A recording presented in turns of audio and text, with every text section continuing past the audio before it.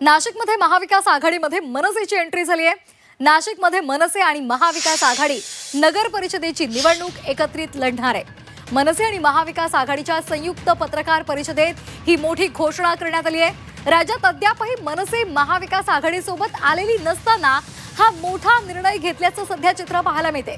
तसंच यावरून मनसे लवकरच महाविकास आघाडीसोबत येणार असल्याचे संकेत सुद्धा मिळालेत। आताची महत्त्वाची बातमी, नाशिकमध्ये महाविकास आघाडीमध्ये मनसेची एंट्री झालेली आहे।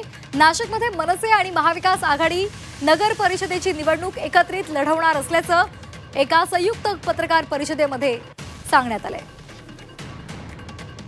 नगर परिषदा नगर पंचायतीच्या निवडणुका जाहीर झालेल्या आहेत। आजपासून नॉमिनेशन आहे।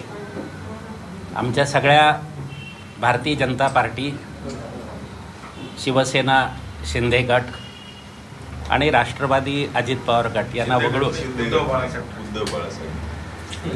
वगळून सर्व विरोधी पक्षांना एकत्र आणण्याचा प्रयत्न गेले अनेक दिवस नाशिक जिल्ह्यामध्ये सुरू आहे। या संदर्भात एक बैठक मागच्या आठवड्यात झाली आणि सर्वांनी एकत्रितपणे नगरपालिका, पंचायत समिती, जिल्हा परिषदा आणि येणाऱ्या महापालिकेच्या निवडणुका एकत्रितपणे लढण्याचा निर्णय घेण्यात आलेला आहे।